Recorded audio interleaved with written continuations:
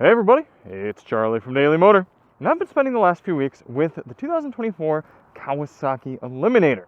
This is a 451cc cruiser-style motorcycle that is supposed to fit into this kind of lightweight, what a lot of people would call beginner bike segment.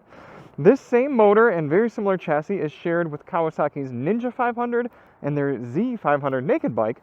I did a comparison with all three of those. If you want to check the link below, you can find that. But this one is supposed to appeal to those who want more of a cruiser lifestyle. And on one hand, I get it. This bike is so easy to ride. It looks cool. It's going to be super easy to maintain. And it's competitively priced around $7,000. However, this engine fits better into a sporty style bike than it does more of a casual cruiser motorcycle like this. For example, you get something like the Honda Shadow Phantom, and that's going to give you more of a grunty, low-end, rumbly sort of experience as opposed to a little bit more of a high-end power experience that this bike has. But despite this not being my favorite motorcycle on the market, I gotta say, it has been cool to ride around, and it's just so gosh darn easy. If this is going to be your first motorcycle, it's going to be very, very easy for you to ride it, probably even easier than the Ninja or the Z. Right off the bat, we got tires that'll get you through all sorts of different on-road riding applications, wet weather, dry weather, it'll do it all. We've got anti-lock brakes on this model. I'm a big proponent of that, especially for people who aren't very familiar with riding. We've got passenger pegs and a hard but functional passenger seat here, so if you do want to throw somebody on the back to take them down wherever, down the street or down the canyon, I guess, you could do it, theoretically speaking. It's just nice to at least have that. I know not all bikes in this segment have a little passenger perch. Got kind of this cool twin shock suspension setup going on in the rear. But without any further ado, let's hit the road. Quick shout out to Helite. I am wearing their Helite leather jacket for this review, and it's an airbag. This leather jacket that I'm wearing is an airbag vest. I don't have to have my big dorky high-vis vest on in order to still be protected. I can look cool on this cruiser, click in, and if I were to have an accident, I would be much more protected than without it. So if you want to buy your own, check the link below. Help support the channel.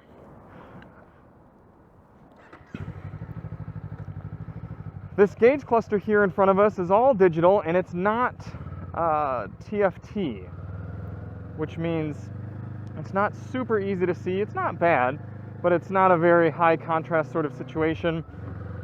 It is telling me the time at least, but it's not telling me outside temperature, and it's also not telling me engine temperature, which I find kind of interesting.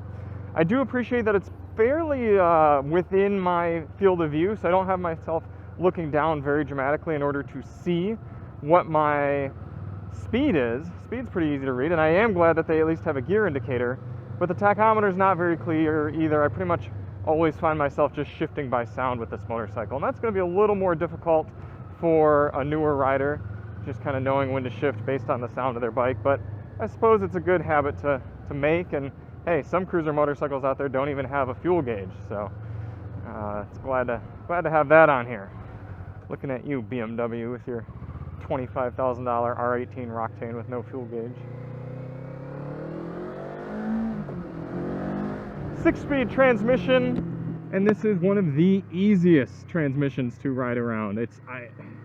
I cannot overstate, between the slipper and assist clutch and the throttle tuning, I've never stalled this motorcycle, and there's something to be said for that, because I'm switching bikes all the time. I'm constantly riding different motorcycles for review, and I'm riding in different sort of riding situations, and I'm admittedly distracted sometimes when I'm talking on camera and focusing on the riding situation. It's not terribly uncommon to stall your motorcycle. This never happens. It's just so right there, and it's not like it has any sort of stall assist like a Suzuki, but it's just so easy to let the clutch out and engage and ride away.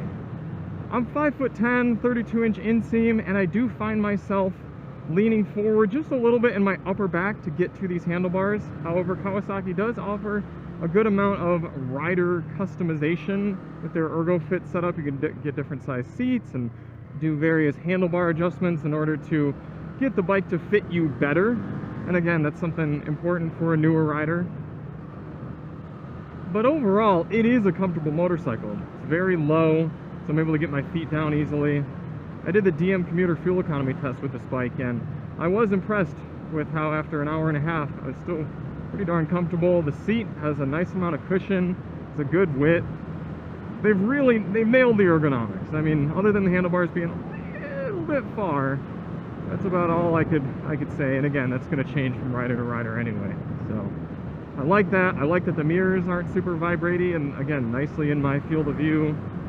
Everything on paper is done really well here with the Eliminator. It's a straightforwardly good motorcycle. My qualms start to come in when it comes to talking about why people ride motorcycles. And for me, I'm typically riding either a sportier sort of bike to go fast, or I'm riding an adventure or dual sport sort of bike to go off-road and have adventures. So I will admit, I'm not exactly a cruiser sort of person.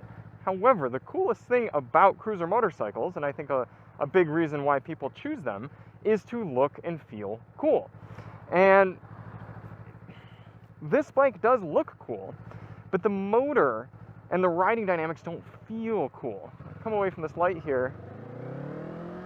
It's just a very straightforward, predictable, 180-degree parallel twin motor getting me up to speed. And that's not at all to say that it isn't powerful enough. It's very quick. I can come out of this. What the heck was that? Oh my gosh. I can come out of here and lean on the power, and this 451cc engine makes a lot of power all around the rev range. So never at all riding this bike around town have I been wanting for more power. It's just the fact that, one, I have to get the revs up there in order to really feel the power.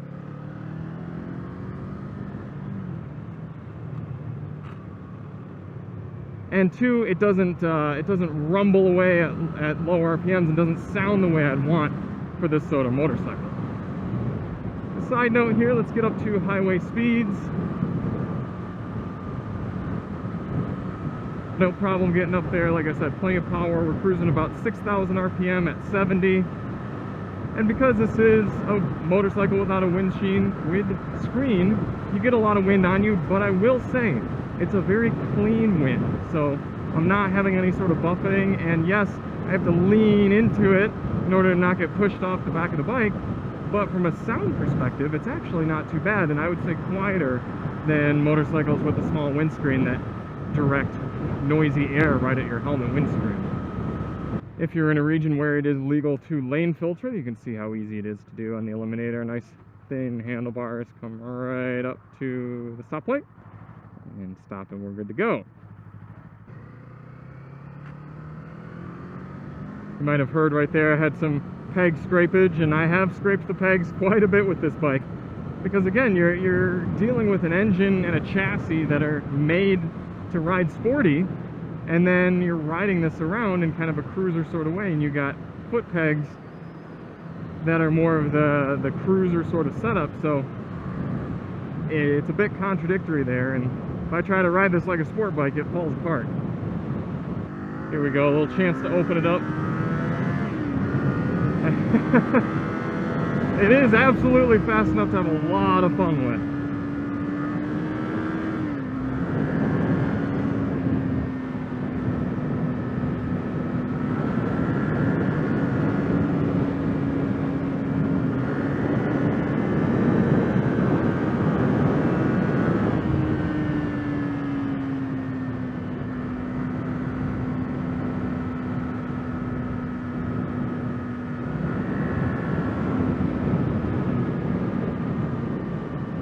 Being that you have a 3.4 gallon fuel tank on here, and this motor gets pretty darn good fuel economy, we tested about 56 mpg, you can cruise for a while on this motorcycle. It's definitely not one of those bikes where you're going to have to be stopping every 120 miles to make sure you're full of fuel.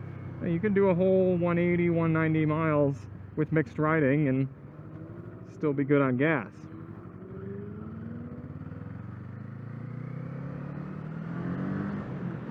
The thing is something like the Honda Shadow has a lot of the same downsides of this bike, but it has different pluses.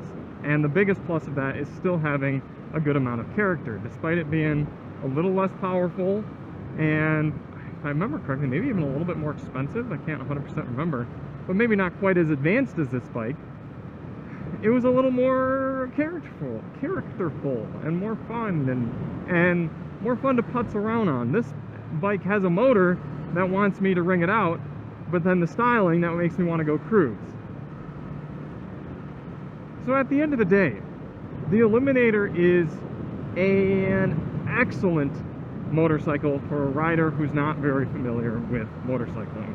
It is so easy to ride. You can put your feet down, you can shift it easily, you can be comfortable, you can throw someone on the back if you want. I mean, there's virtually no downsides to this bike from a beginner standpoint. And like I said, you've got ABS. So say, for example, in a section like this, there's someone behind me, I need to slam on the brakes.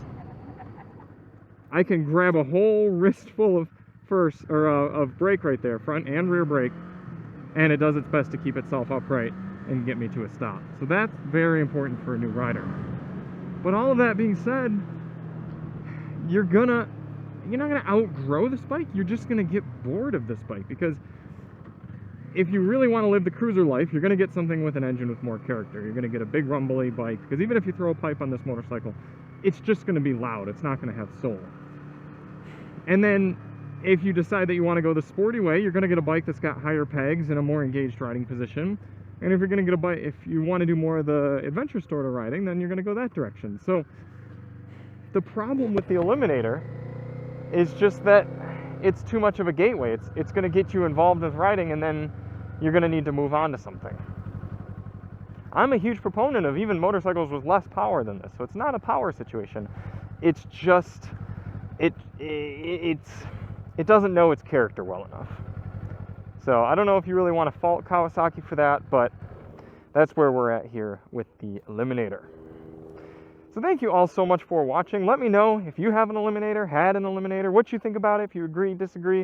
Is this a bike that you've kept for more than a few years? If so, let me know. And check out our other videos if you do want to see more on it. And we'll see you on the next one. I'm Charlie from Daily Motor, and as always, ride on.